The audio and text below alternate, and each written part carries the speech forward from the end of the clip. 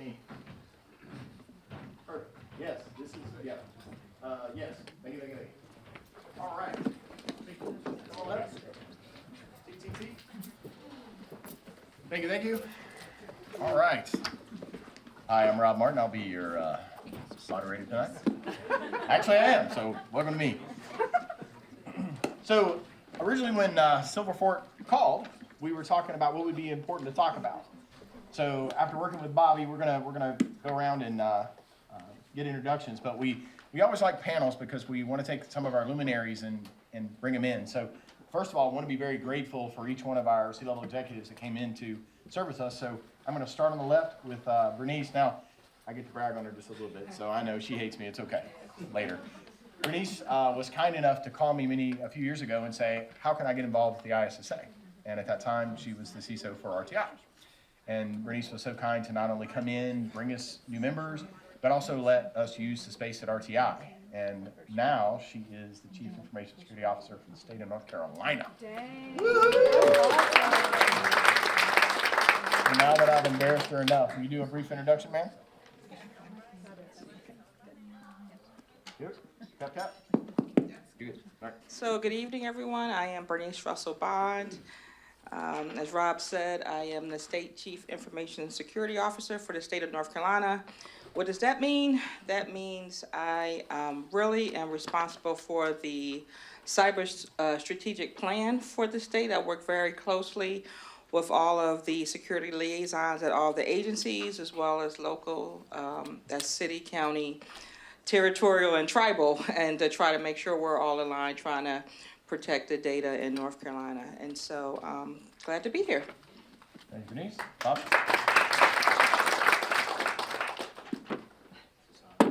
Yep. So first I want to just say my name is Bobby Conway. I'm the Regional Director of Sales for Silverfort, probably the company that you probably have never heard of. And so that's hence why we're here. And we appreciate everybody coming out, and we appreciate our esteemed guests here tonight as well. So I have responsibility for sales in this region. I've been in the identity space for well over a decade, including some time in the PAM or privilege access management space, as well as identity governance and administration. And so very fortunate to have joined Silverfort very recently. And I felt like this would be a good fit for us for a variety of reasons, but mostly around the educational aspect that Rob emphasizes throughout the year. So thank you for having us today. Thank you.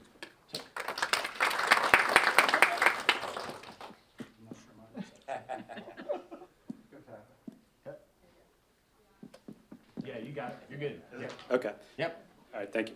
Micah Atai, I'm the Director of Identity and Access Management at Blue Cross Blue Shield of North Carolina. Don't ask me about your claims or premiums. I don't know, and I don't control them. But yeah, I'm happy to be here, and thanks for having us. I look forward to the conversation. Well, I want to brag on a little bit. So I actually sent a message via LinkedIn. So kind of you to respond to us, and first time here to join us on a panel. So very grateful for you being here, sir. And then of course, Brian has been with us forever, right? So 22 It's been a while years. since I've been here. I know. We're not going to make you feel don't make me guilty feel about that. Guilt comes later. But Brian Wilson is, one of our anchors. One of the, founders, one of the OGs, I will say. Remember back at the McKimmon Center. But Brian was kind enough to, actually, when I sent him a message, to respond to me at 10:30 at night and say, hey. And We never sleep. We never sleep. We're not supposed to sleep. That's why I get so good looking. No sleep. Brian has just been an anchor. Been at SAS now 22 years? 22. 22 years. So, and there's Don works there as well. We got a lot of people that are there at SAS, but just wanted to say how grateful we are to longstanding members. When you've been here 22 years, that's quite a while. So, Brian, take a moment, please, and just introduce yourself. So Brian Wilson, I'm Chief Information Security Officer at SAS. I actually started under Chip Kelly, and Chip Kelly was, I think, one of the founding members of ISSA. Past president, yep. Yep. So had some great leadership under him, and have been there for 22 years. Now I have both InfoSec and Identity and Access Management, and we're responsible for not only the corporate environments but also our hosted customers. So we've got two different environments that we're trying to keep secure. Oh, I know it's a big. If you've ever been to the SAS campus, and I have, Holy crap, that's a nice place. It's Oh, a- it's so it's- beautiful. Yeah. I've had lunch there, and you have to hold your pinky out, I think is the right. We're gonna start off our panel, and the great thing about this is we want you to jump into. So if we're gonna have some questions, if you have those, please don't blurt. We wanna work on that. If you have a question, kick your hand up.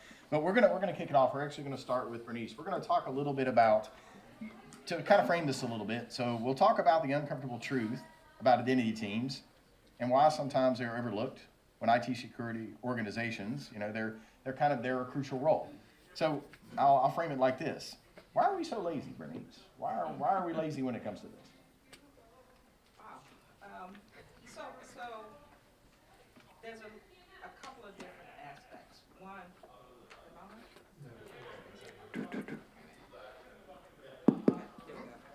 so I'll look at it from a couple of different pillars when we talk about identity. One, I think we're kind of lazy because there's an assumption by executives that don't understand all of the aspects of identity management. So, and there's also an assumption that it will never happen here from an insider threat perspective. And so identity does not always get the attention, I'll say get the love, get the funding that it needs, okay? Because those are a couple of assumptions. Now, and I'm laughing because I'm throwing a little bit about my new role in there too, because not only do I have to worry about the identity of the staff of the state of North Carolina, but I also have to worry about the identity of you all, the citizens of North Carolina, as you all use our external facing systems. So there's a couple of aspects there. So again, I think there's a lack of understanding. There's a lot of education that needs to be learned. People also assume, they only think about authentication. They say, oh, you have MFA, you're good. What about authorization? And so there's some foundational pieces that, again, there's a lot of education that's needed to understand what is meant by least privilege and role-based access and things of that aspect.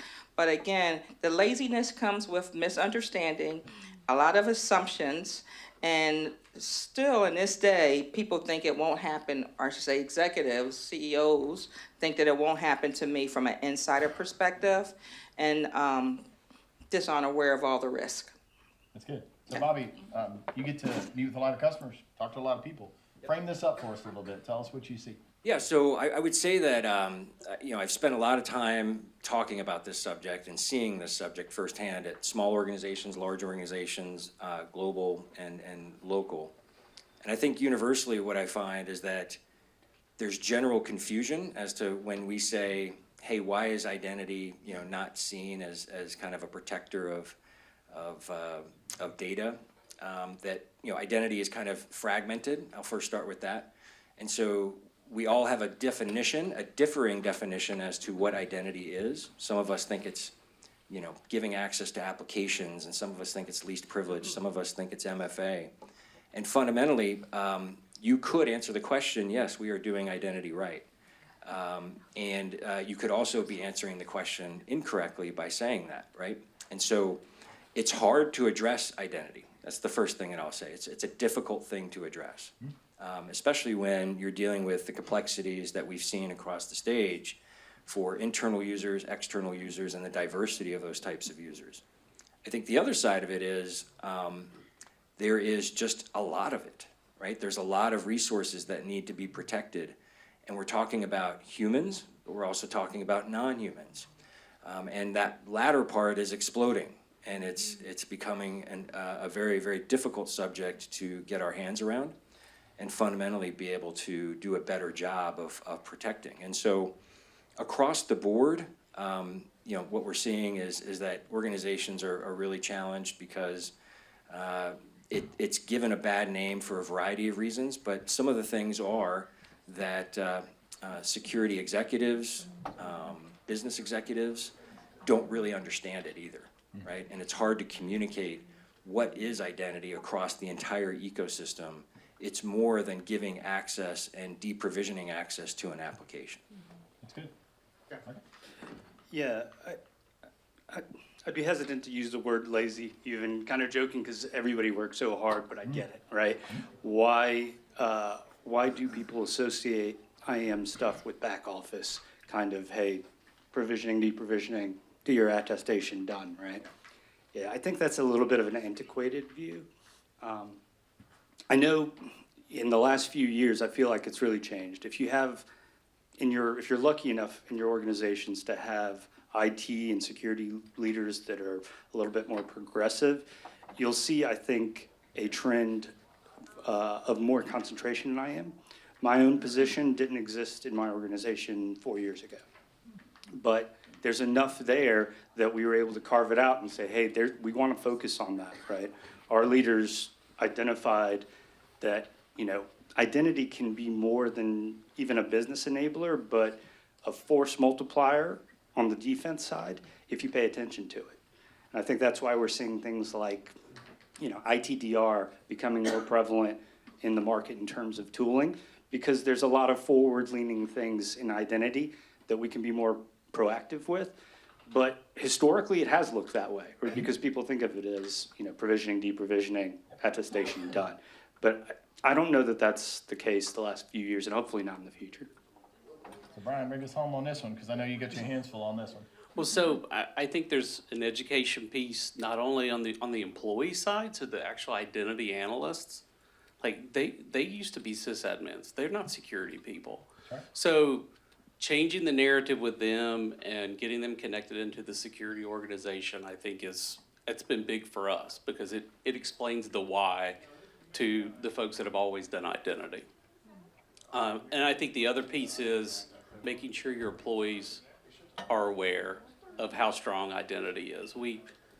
I know that the social engineering and phishing, everyone says that the end user is the biggest threat. Well, it's really the identity of the end user. So being able to educate them has been the best way for us to have it hit home with them. So we did a video series at SAS for our internal consumers, and it's called True Crime at SAS. So we essentially took real things that had happened and tried to put some funny flair to them. But it got, we started with 1 and we did 8 because people were like, oh man, that's great. And they see you in the cafeteria and they say, that really hit home with me. I didn't think about that. I didn't think about having the same password at work as I do in my personal life, or I didn't think about having my Netflix account tied to my business email address. So being able to hit home, yeah. They did it. Yeah. They just messed up. It's okay. Yeah. Yeah. So just being able to educate folks and having it put in perspective that it's them and the identity that we're trying to protect. Hey, Rob, can I just add one more thing to it, I think? I think there's a huge misunderstanding also that technology alone can solve the identity problem. And you have to ensure that the processes and the people mature alongside, going back to your admins, right? They need to be trained up and so forth to support that process. And that process that was used for identity 10 years ago is not relevant today. I don't care what solution you put on top, if you don't update that process, it's not going to be effective, right? So I think that's another piece of it. People are trying to fix something instead of solution. And so that's I know I don't like the lazy word either, but that kind of throws that in there too. Well, I think you made some good points. So Bernice, you made a great point. So you talked about we have authorization we have to deal with, right? What are you authorized to do? Does anybody actually go in there and audit that, check on that? Now, being pretty recent to my new job, not really recent, I'm no longer the fantastic new person. Going through that, there was found that one of my accounts didn't have enough authority to make changes that I needed to do to function in my account, and no one picked that up until I came back and said, why can't I do this? MFA, I'm actually instituting an MFA solution right now, and we've spent the last 3 days doing that. Well, we have MFA, we're good. It has nothing to do with the authorization and then that insider part of it as well. Either they do it intentionally or unintentionally. So if you give someone the wrong access and they go in and hamper something up, yes, they may have done that, but maybe they did something they weren't supposed to or ran an old process that was running out there. There's a lot of things we need to consider. And it kind of folds into our next question, and I'm not going to pick anyone. Whoever wants to pick it up. So we talk about this as being non-strategic, and that was touched on, which is interesting because they think, identity and access management. How many of you think that identity and access management should be at a strategic level? That's a pretty good crowd. Okay, good. Any, we'll do 2 minutes, please. Any horror stories with identity and access management you'd like to share? Sanitized? Anonymous? Hans, get it in, baby. My personal peeve is don't change my password when I'm on vacation. I figured that out. That's all. Or at all. Don't change your password at all. Yeah. So we'll lob this over. Well, unless you're getting audited and they need to. So let's talk about that. So why is that a non-strategic role, and how do we change that? So anybody in the panel can kick that off. I'll take it. I think that in general, we see collectively within organizations, identity is viewed as kind of a back office thing. And it's kind of the plumbing of not only the traditional business, but a lot of the security. And so think through, the classic use case of attestations and does this person have access, et cetera. And I think it's identity's challenge to be and have a seat at the table. It's what our firm position is as an organization, much like what you would see from cloud security or from endpoint security, each of those worlds having a seat at the table because they're equally important. And identity has always been viewed as a feeder of information. Whether that's how many applications have we been able to give access to, or how many of our users are quote unquote MFA'd, and it's viewed as a kind of a checkbox. And so I think that it has historically been viewed as kind of a supplementary point of within the security organization, and fundamentally what I'm seeing is that organizations are reframing it and trying to say, we've got valuable data that will help to not only show, hey, these people have been put into the right applications, but let's start exploring things like, what are the anomalies? What are the unusual patterns that exist within the identity world, right? Nobody else within the organization has that data except for identity. And identity is not sharing that because fundamentally they don't, in often cases they don't know how to. But there's a lot of use cases where it's just kind of viewed as that's an identity problem, and we've got a more important conversation, strategic thing going on over here. And it's always kind of like identity finds out after the fact. So I'll jump in a little bit. So, my philosophy is always tell a good story, right? And so, you sit there, you talk to executives, you say, what is your most important asset? They'll say people. So if people are my most important asset, how can their digital identity not be right up there with it, right? Yep. So it's connecting those two dots, number one. The second part of it, I do believe, you never let a good crisis go to waste. And so, and I'm gonna put COVID right up there, right?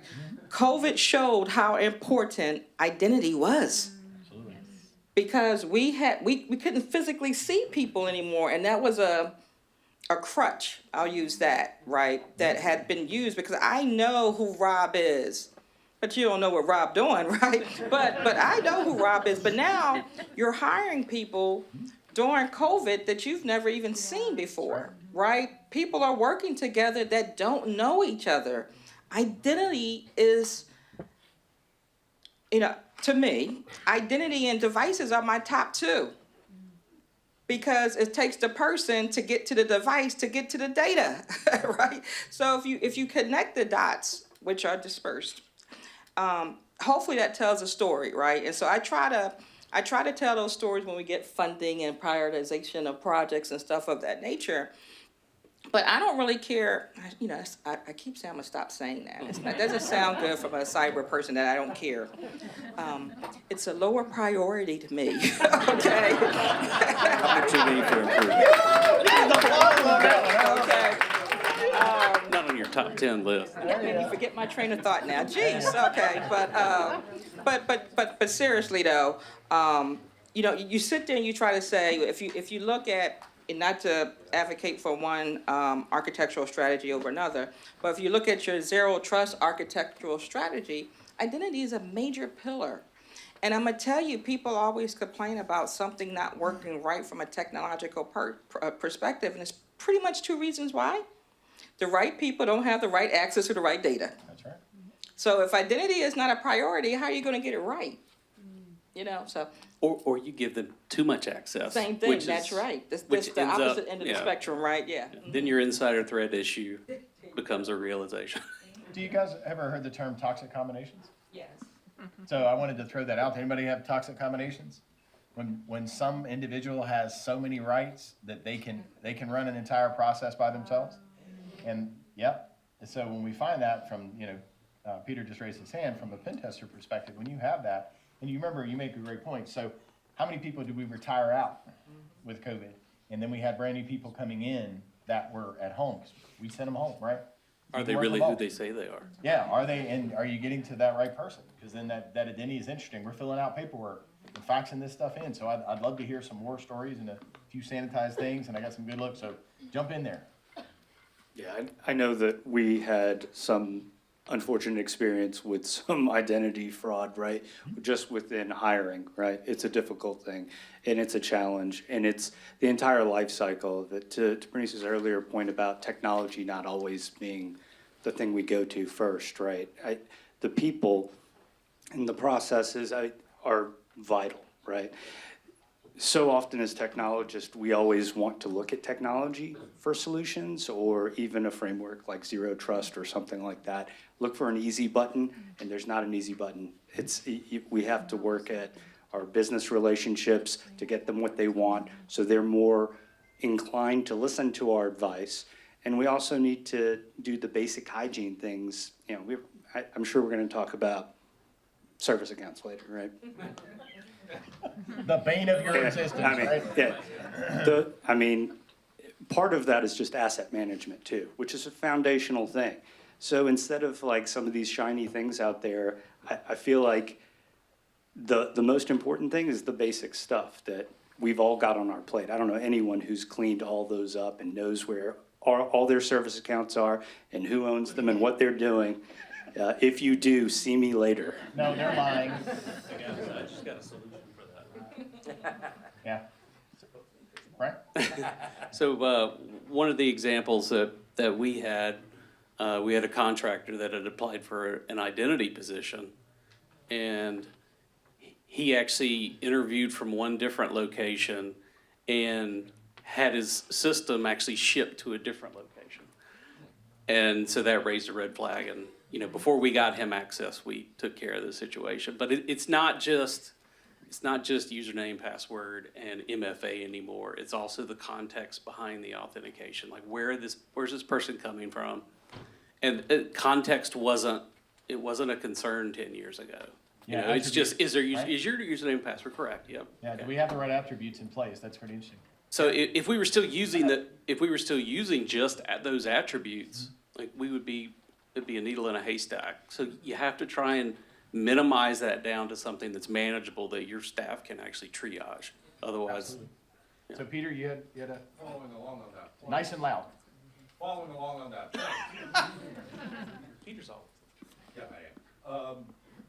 Vetting new employees is now going to become exponentially harder with the advent of things like deepfakes and people posing as other people even before they get in your door. Sure. So, have you had to deal with that so far? We have met with our talent acquisition folks, and we've got recommendations for them, like, have them wave a hand in front of their face and have them turn from side to side. I mean, I saw something today to say, to ask them, how fat is Kim Jong-un? yeah, Because I tried that. they'll immediately hang up. Oh, you tried that? Well, HR was like, we can't We ask can't do that. that. Say something bad about your leader. Pretty funny. Well, anyway, I think that's hilarious, but I guess that's not very PC. Sorry. But yeah, we've met with them. If they are local and if it's a local position, we're gonna force bringing them in and not giving them an option to do remote. And we are not putting jobs on the job board with remote first. because that just introduces AI and everybody's generating resumes to match the descriptions. So Who's doing that? everyone, Yeah, everyone here. well, it's interesting, and I know we got a question. Go ahead and stand up for me, sir. Hang on. But I wanted to mention, how many are using AI with your resumes and writing things? Oh, bullshit. You know you are. Everybody was like, no, I'm not going to say anything. You know you are, because many of you are calling me going, do you think I should use AI to write my resume? I'm like, yes. As long as you review it. Yeah. All right, question, sir. Fire. I haven't been directly involved with identity management for a couple of years, but when I was, the difficulty was we were locked into a solution with Windows, Microsoft as the base, and your MFA is on top of that, Ping or whatever. Has that changed with advent of zero trust or cloud or whatever? Or are you still seeing problems where, because you have to touch every single application to change your platform, is that still a difficulty? Anybody jump in? So I know for personal knowledge that there's ways of not being locked into those IDPs. I think you were giving a description of an IDP or of an MFA of sort. But yeah, there are paths out there in order to facilitate the transition from one to the other. I don't know if it's easy. I don't know if it's affordable. Yeah. Okay. Yeah. I wasn't Yeah, sure. so we host our customers' environments within SaaS. We try to push them towards modern authentication, but you would be surprised at how many state and local governments and other folks who are I'm not pointing. Yep. That was some shade. Yup. Y'all got good MFA. We're good. But we've got customers where we have to have modern auth for this new environment. And they come back and they're like, well, we need LDAP. And I was like, well, you can't get NIST compliance with that, because then we're managing identity for them, then we're managing MFA for them, and that doesn't work. So really having that bridge is something that we're looking into, because we have our corporate identity, we have a customer identity for stuff that nobody's paid for. So like if you just want to look at documents on the website, Yep. and then we have a paid customer identity. So we have to try and figure out what's the right way to synergize those. No wonder you don't sleep. Yeah. I'll just add real quickly, I think from my perspective, there's actually been more consolidation in the IDP space in the last few years, right? 3 years ago, you had your ForgeRocks, your Auth0s, your Oktas, and your Pings, and now they're just basically Okta and Ping, because the other two got eaten. So it's a lot smaller now, right? So in terms of like some vendor lock, it's there. The way I think to get around it is if you can adopt those modern standards, right? If you can go OAuth and OIDC, it helps to get from one to the other. If you're trapped with an old-fashioned header-based authentication, good luck. Skim wasn't on a customer's roadmap for 24 months, and they want us to manage their identities. So Bernice, being, this transition, how much are you dealing with identity and access management woes? Not, So I wasn't going to comment, right? So additionally, I wasn't. sorry. But it's a challenge. So it's a challenge because we have different bases of stakeholders. Like you said, we have, you talk about, the state employees, you talk about the citizens, you talk about devices, right? But I think it's two barriers, I'll call that we have to get around. One is getting people to transition to modern technology, I'll call it that. So that, again, that kind of goes back to the people piece, because folks are, I know this, and so I need to stay on this, and no, we can't change. It's that resistance to change a little bit, right? So that's a big piece of it. And then the other part of it, though, I think is I'm gonna throw a little bit of shade now, right? Is that's what the vendor community a little bit, right? Because I'm like, hey, no.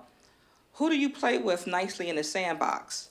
So you're not gonna tell me that's your solution, I can't play with these other technologies Right. that we're either on or moving to. So I think it's asking those important questions also before you sign that dotted line, because they will try to lock you in and you can't do anything else, right? But it's being aware of not only where I'm at today and what am I fixing, I hate that word, I'm fixing today, but what am I solutioning for tomorrow? And to ensure we have that flexibility with whatever technology we're using, that we can also interface with those other technologies without the customization. But you need to have some embedded solutions there. I'm like, hey, this is my stakeholders. These are the people I need to make sure I manage identity. These are the platforms that we're on. How do you play with that? Yeah, that interoperability. Yeah. How many of you ever bought something and then you put it in and it doesn't play nicely? Which is really interesting. Sir, go ahead. Hold on. Go ahead. Up, up, up, up, up, up, up. Stand up. Stand up. Stand up. Just to throw fuel on the fire, do you have any comments about single sign-on? I think that's a yes. It depends. Right, it depends, right. It depends. Like I tell the auditors, it depends. Single sign-on is okay. Single sign-on is okay, but we get down, you talked about asset management, right? And classification of our data, and then having the appropriate attributes on our assets to know the sensitivity. Single sign-on is not okay for some of my more sensitive applications. You can't just have a single sign-on for everything. So again, I think it's about being intentional what you choose it for. For those things that have corporate data that's not as it's fine. I think it's really fine. But I think that it shouldn't last forever. You still have to re-identify, reconfirm who you are periodically. That single sign-on has to have a life period. I've seen it where it's just forever. No, we can't do that. So I'll keep it there. So one of our true crime episodes was about an individual who had clicked a link, or basically sent his identity session, somebody else got access to his workday through that because we didn't have step-up authentication, and changed his direct deposit.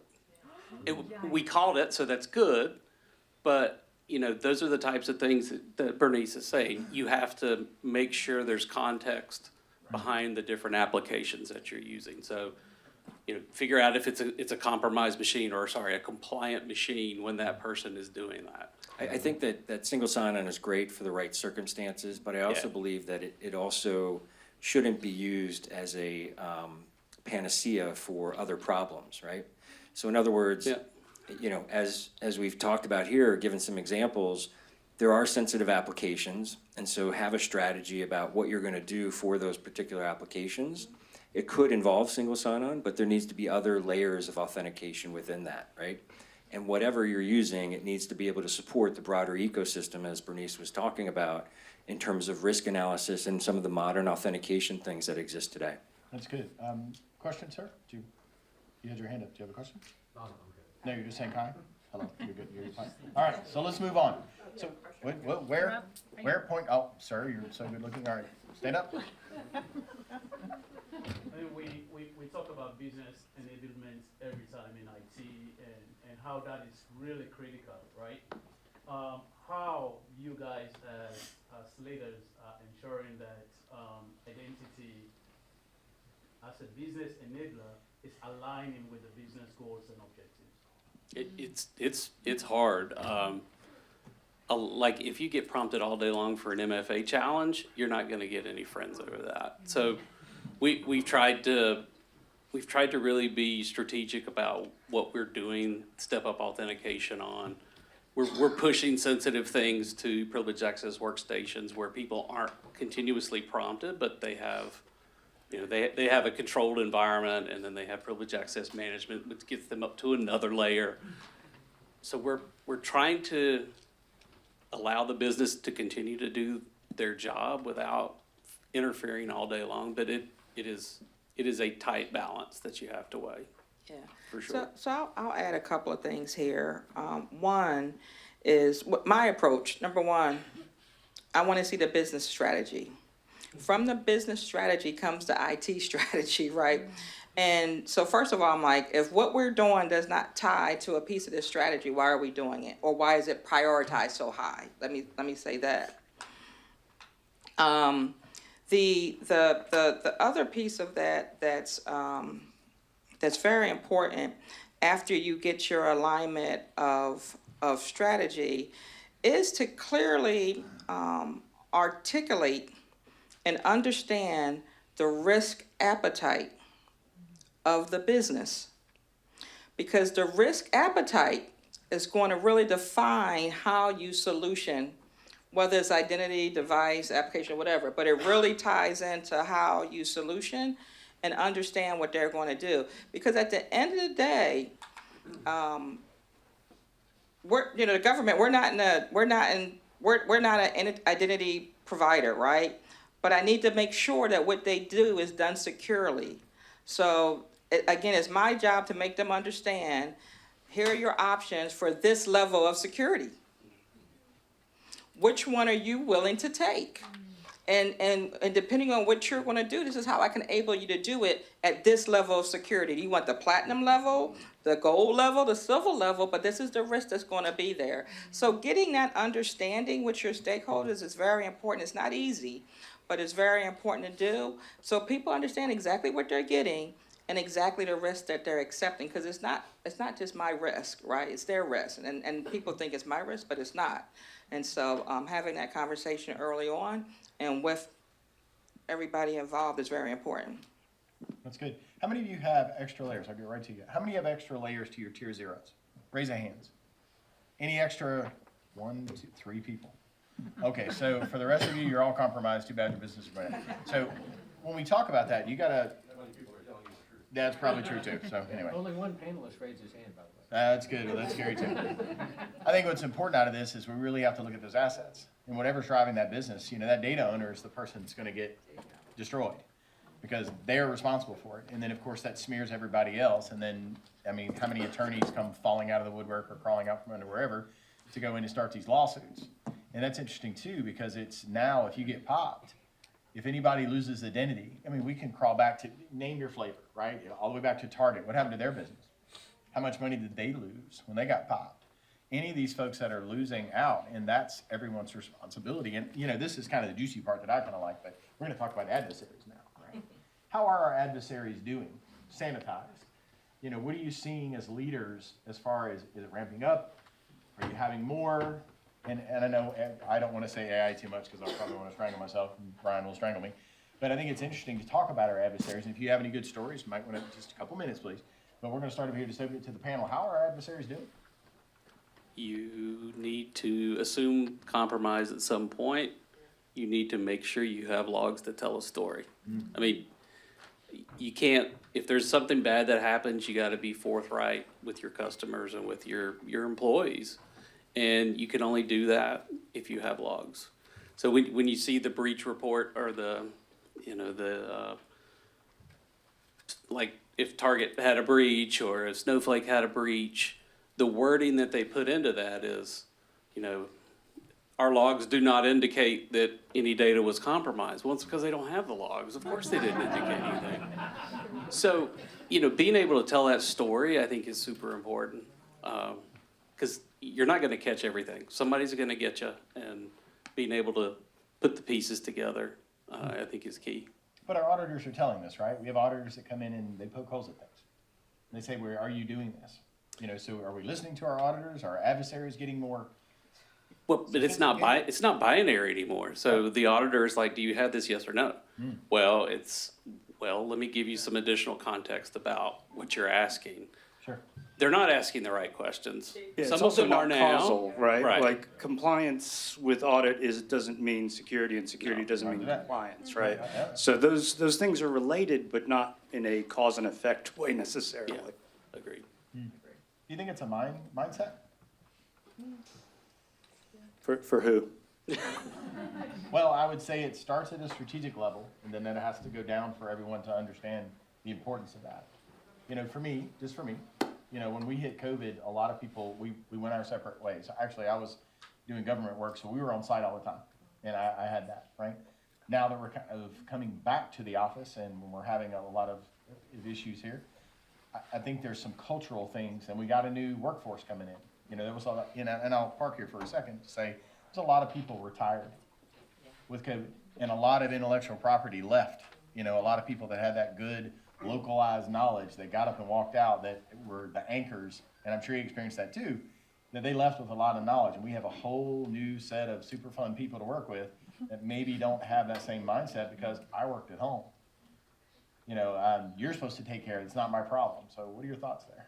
So, you know, I'll say it's not a person in here whose data has not been compromised, whether you want to admit it or not, okay? All of our data has been compromised by some company, with some company that's retaining it.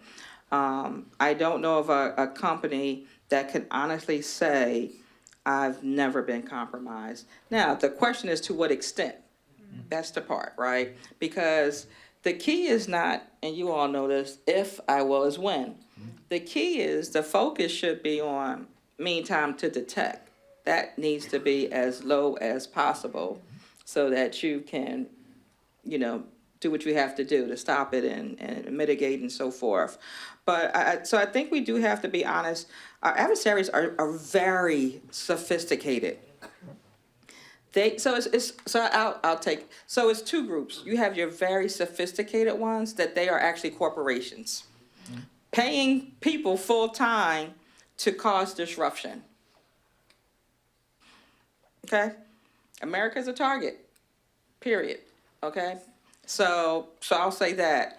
The second thing that has changed is with you have our immature hackers that now find it very easy to get instructions of how to be disruptive. So it doesn't take that sophisticated person any longer.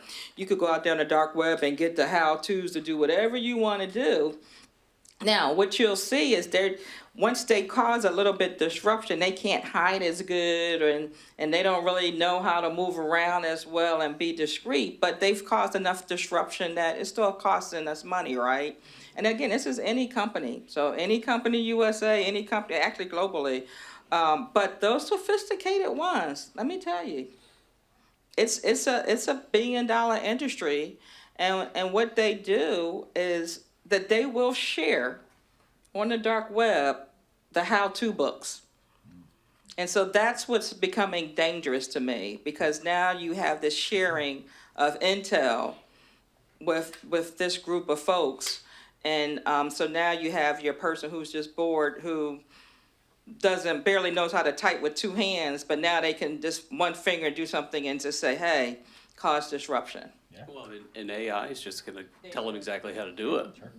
You Yeah. know, this is what I wanna do. Well, if you got the prompt right, you know what you're asking for, you copy and paste it. Yeah. I'd say that. Not right. But yeah. It'll tell you how to do it, just not right. Yeah, you have to keep going back and forth. Yeah, that didn't work. Yeah. I'd say it's a simple answer to your first question. You know, are adversaries succeeding and are they getting better? Simple answer is yes, if you just look at the pure numbers, right? And then the second part of it is, you know, why are they succeeding? Even though auditors are telling us we need to be doing things in order to prevent these things. And I think that's a multi-layered answer. And I've heard a lot of it here today. They're not asking the right questions. We're not putting in the right context. But to me, the answer is all of that, and I think that it's also that organizations really don't understand what they should be doing in order to protect themselves against a lot of these modern type of approaches that they're seeing, whether it be group activity or, you know, guy in a basement. And so across the board, what we see as an organization, some of the largest organizations in the world, are not ready for a variety of these threats, right? And that's the reality, right? Because they're doing the checkbox exercise, but they really don't understand that they need to, you know, extend MFA to things that they haven't done before. They need to protect NHIs in a way that they really haven't thought of before. Privileged access needs to look at in a completely new lens, right? And so there's stories behind all of that, but fundamentally, we are trying as a collective community to solve a lot of these things, whether it be through technology or for process or for people, but clearly it's not working. And can I just add one more thing, Rob, which is kind of funny, is that we don't share intel the same way the adversaries do. So that's a big problem. Why? Right? Why do you think that is? It's a good question.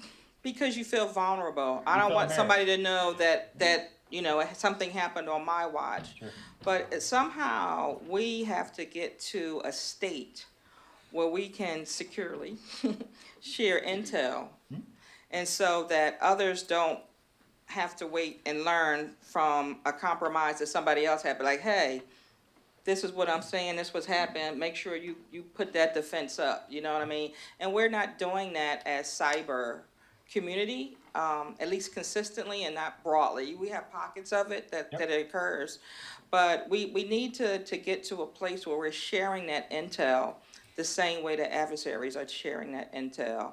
And so I think that's very important. And then we need, not to be funny, all of you, and we need to start teaching more real life simulations about what's happening, because what you learn with the books is okay, but that'll get you past compliance, and that's not secure, right? And so that's another piece of it.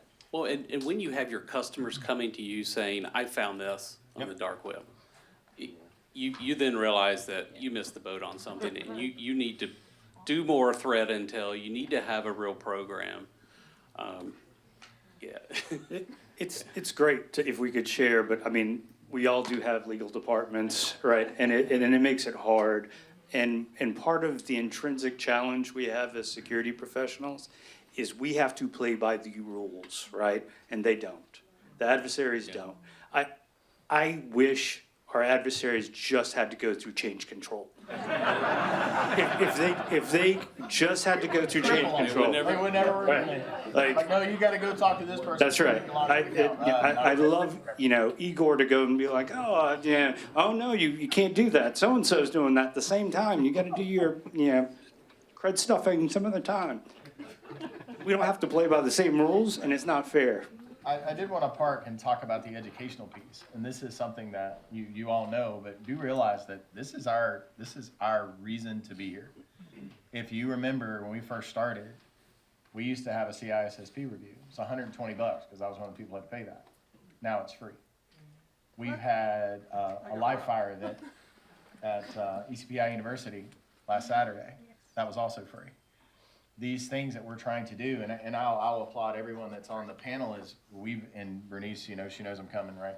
She's like, we want to talk about how we can help, because that is the entire reason why we're here. So if you're new here and you haven't come to us and say, how can we help you, then you need to come talk to us. Because many times that, we have people that have done extraordinary work. Some 3 ladies right here that know really well. Go ahead and stand up for me, please. Yeah, I know, you'll hate it. Yes, you know, no, don't even try. Stand up. So just really quickly, name and where you work. Anthea Gonzalez Santiago. I'm with Cisco Systems. Hey, I'm Betsy Cates. I work at Juristat. I'm Raven Boykin. I work at Secure Network Administration. But they wouldn't tell you that I knew Anthea when she was an intern. And these 2 awesome ladies I've only known for a short period of time, and they have absolutely crushed it. Started learning networking, got certifications, and picked up jobs. And I will say that, and maybe you could throw me a thumb up, but a lot of that was because the relationships right here. Thank you, ladies. Round of applause. I say that because that's the importance of having these panels to talk about how are we going to bring a workforce here and to be able to help when we're not educated enough. And Bernie said this extremely well. It's great you can pass the cert, thank you. But what can you do? When you arrive day one, and I'm sure that's hard on you too, because when you arrive in a job, you're like, what do you need me to do? And Hans, I know you have a question, so I haven't forgotten about you. Think about that and how we can help you, because at the end of these things, we have these wonderful panels and we identify these problems. Okay, now what? Now what are we gonna do about it? Okay, well, maybe we need to spin up a class on this, right? And sorry to call you out, not really, but I just wanted to call you out. But you think about how these ladies have just killed it. And I've had the absolute pleasure of watching that. And when you see them and they get excited and they get a job and they have these opportunities, we're growing the workforce right here. And that's, don't take that for granted. How many people that go to an organization in a meeting like this have CISOs on their panel, which is amazing, right? Come and have wonderful food in a great building like this, in this number, 150 plus people at a meeting. It just doesn't exist in this area. So anyway, Hans, question, sir, go ahead. You were talking about sharing. Is InfraGard run by FBI? Is that a membership that you use? Because they are supposed to anonymize what you feed them so Yeah. they can share it. I have not done anything with InfraGard in a long time. So we're a member of ISACs, so IT information sharing. We were new to that this year. It's super valuable, and honestly, I've got unofficial, just Chatham House Rules group that I can bounce things off of. That's good. And Bernice knows what I'm talking about. Yeah, and I'll share what I believe is public knowledge. So one, at the state level, we do have a joint cyber task force, which there are members, myself included, National Guard, FBI, so forth, right? And we do work together, okay? To try to protect the state. And I literally flew back home last night from a conference where I met with, it was 20 other state CISOs, right? I'm going to another conference where all 50 of us will be there, right? Because we communicate often about sharing information. But I think an important point is on my roadmap is to how to get more information out to where to go, whether you're a citizen, where to go, whether you're a county. I mean, there's things happening from an administrative perspective that may impact some services, like you have MSISAC, right? And that's a great place that if you subscribe to, they will share information too, like you said, But there's numerous sources that you can get information from. I don't know if everyone subscribes to them. We're trying to make sure people are aware of that. And at the same time, we're looking at it from a state perspective to say, I'll sit here and say, well, I know these other, we do a couple of other organizations where we might meet quarterly, right? And again, we're trying to share information and lessons learned. And so it's just trying to, number one, identify who our cyber champions are, and then to make sure that we can get appropriate information to them. But there's opportunities to mature, let me put it that way. Mm-hmm. Yeah, this is a neat thing about our organization is we have pipe, to have this information to bring it in, right? Yes, ma'am, go ahead, please. So I think I was really wanting to ask this question a few minutes ago, so Sure. taking it a little bit back. So we are living in a new world that we have not seen before. Like all of us in this room, like how many of our parents had passports, how many of our grandparents had passports. So identity itself is a new thing that we now really care about. It's very hard a problem to keep it up with the people because the landscape of business and economy has changed. Everything is tech, so that's why these systems are like, logs and agents and things talking to each other. But the world has been through many revolutions, industrial revolution, the computer revolution, and now it's the first time in the history of planet Earth, humans are going to share a space with intelligent systems.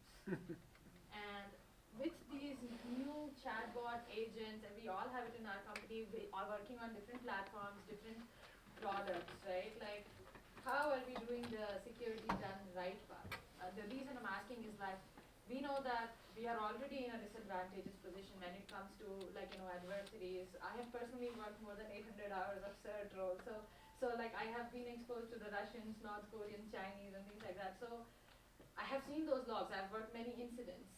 So how does using something like this makes that experience a little bit better for me? Because it is really hard when you have an incident going on, like identifying people behind the logs, because it's about endpoints. It's about the endpoint resolution that you can have with all different kinds of IPs and devices and servers and everything in one place. So building that story is hard, and we are already in a disadvantageous position. any kind of advancement is going to cost. Like if you talk about post-quantum cryptography, well then, like you're talking money, right? Because that is compute, compute is power, power equals money, right? So, and security doesn't actually, like, it's not a business. It doesn't make money for the business. It's a thing that affects the business, like it affects trust, right? And that is pure money. But how do you sort of, in this landscape of like existing challenges, like solving this problem of like, okay, I am going to do identity right? All right, it's a big question, so let me unpack that. So we're talking about non-human entities, and we'll finish up with this with just the last round.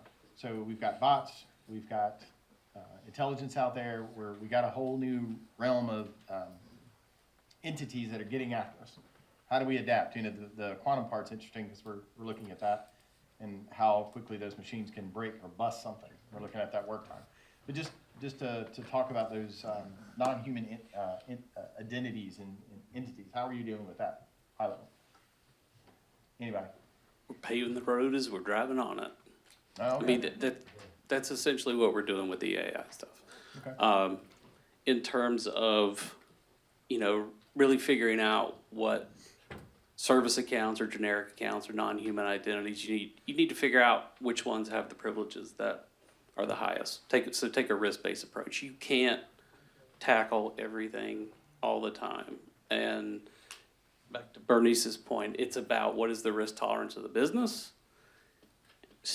You have to start somewhere. Start with the highest risks. Not everything's going to be able to be put in a PAM system. Not everything's going to be able to be auto-rotated. So make sure, you've got guardrails that can help people do the right things with the identities. And part of that is making sure identity's at the table when people are designing these things. Oh, it's great. And point. So build it versus bolt it, right? Yeah. It's good. I mean, from the adversary perspective, there's no way you can get context on somebody that's not in your environment. I mean, you can see maybe what IPs are coming from, but you don't know the posture of that system. You don't know. So it's really understanding where your good traffic's coming from and where, what are the things that you should really look out for so that your threat hunt team can go spend time investigating the outliers.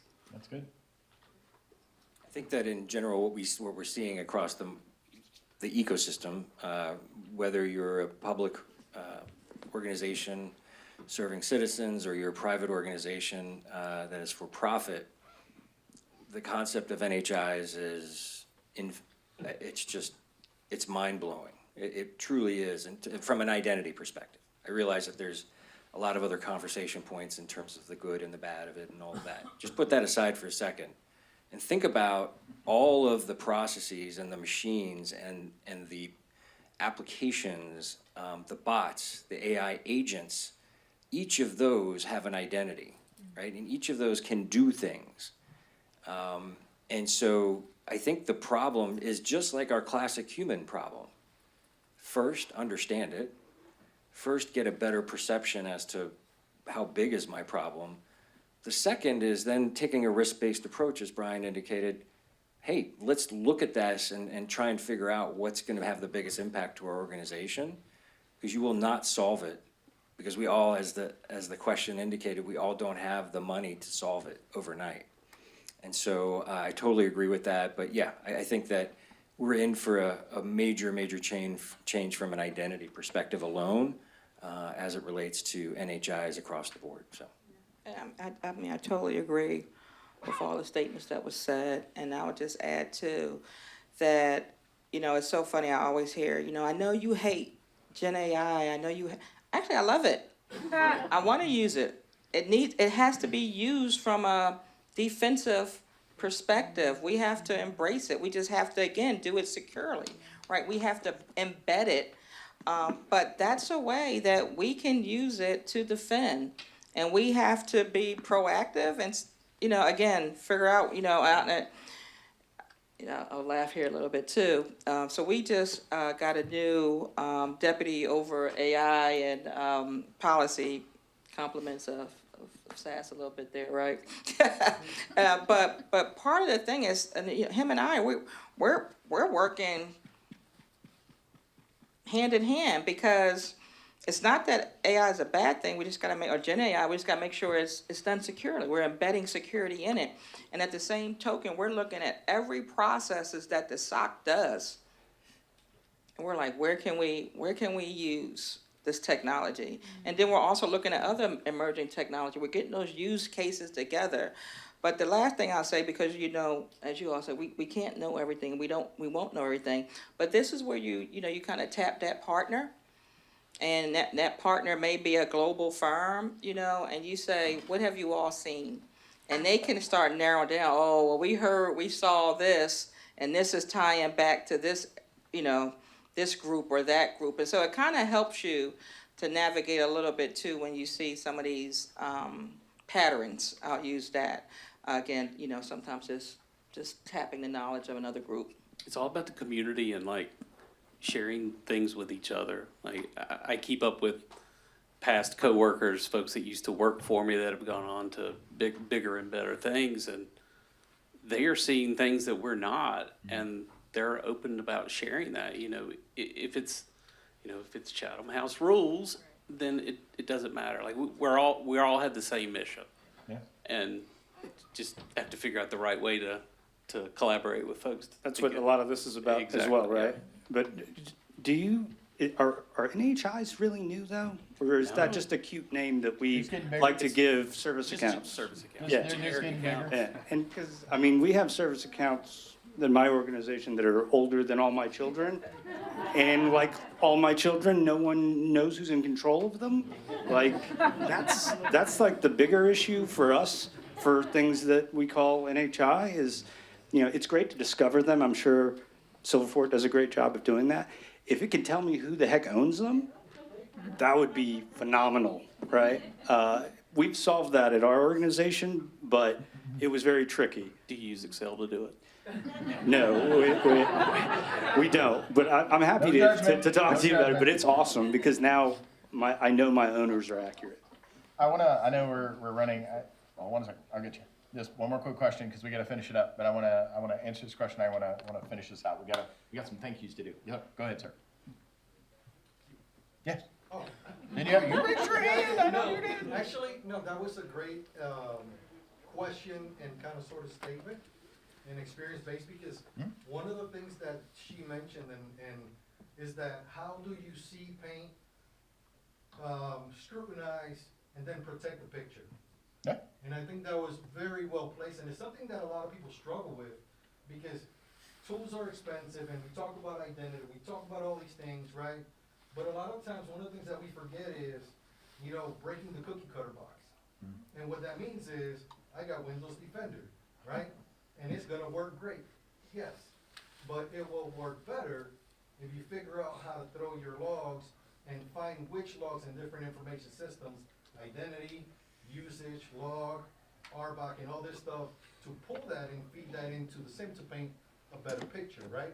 Because with the lack of the picture, we can't go back to finding out where the issue is, chase the information down. So I think a lot of this is because we don't talk enough, right? And we don't conversate enough about this this is amazing today, by the way. But that we don't talk enough, but not just that, is that we don't know how to dig in granularly into all these different type of tool sets and toolkits.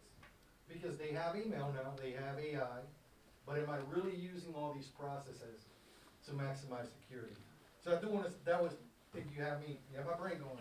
So that was awesome, but. No, I think also in the world of ML, it's not like nobody cares about security. Like, people are doing a lot of Yes. good, cool stuff. Like, if you've heard about federated learning, people are trying to make like multiple clients, like a huge data set of clients, out of which a few would be malicious. And then they would do a lot of regression testing on like saying, okay, how do we like really find them? But there is a big but, right?